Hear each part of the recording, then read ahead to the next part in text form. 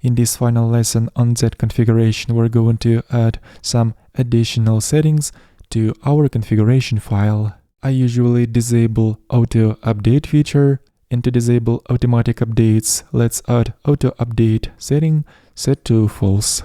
Another thing is that if we'll try to comment out one line and then go to the next line, the comment will expand to the next line as well.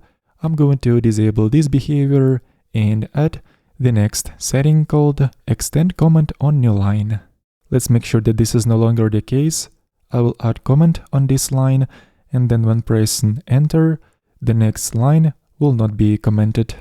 In order to demonstrate the next configuration, let me make the current line much longer, and whenever I'm going to move forward or backward on this line, we can specify how many characters have to be visible up front without our cursor reaching the end of the visible area of the line. And the same goes with vertical motions.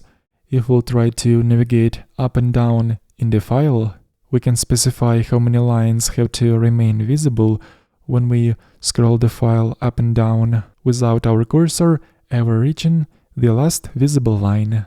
In both cases, for horizontal scrolling as well as vertical scrolling, I'm going to set 1, which means that there will be only one visible character until our cursor reaches visible area of the line when scrolling horizontally. And the same goes with vertical scrolling. At a minimum, there will be only one visible line at the top or at the bottom of the visible area of the file until the file starts scrolling vertically.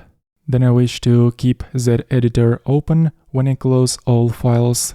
So let's add when closing with no tabs setting set to keep window open, which means if I'm going to close all tabs, Zed Editor window will remain open.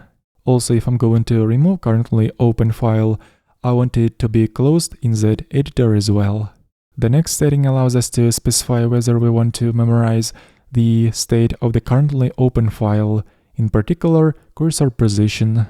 Let's say I had some file open and my cursor was positioned at line 100 and then I closed that file, so the next setting allows us to specify whether the previous file state has to be restored when we open that file next time. And when this option is set to true, when we open up previously closed file, our cursor position and other file state will be restored. The next setting allows us to specify what should happen when we open up Zed if we previously had several files open and closed the editor, and if we'll open it up next time, all those files will be restored. If you would like to start with a blank slate instead, you can add the following option and set it to empty tab. And next time when we will open up Zed, it will start with an empty tab. Next, let's assume that we had several files open and we haven't saved those and closed Zed Editor. So if we're gonna open up Zed Editor next time, all those files will be restored with unsaved changes, since I always save my changes, especially when I have autosave enabled, so I'm going to disable this feature. Next one, if we're working in the Git repository, then any modification we're gonna do to files, all those modifications will appear in this gutter. In case you don't want any of those to show up, you can add the following setting, set to hide. There is also so-called blame line, which appears next to the current line where the cursor is currently positioned at. It basically shows when this line was modified last time and by who. If you would like to hide this blame line, you can add inline blame enabled setting set to false, like this.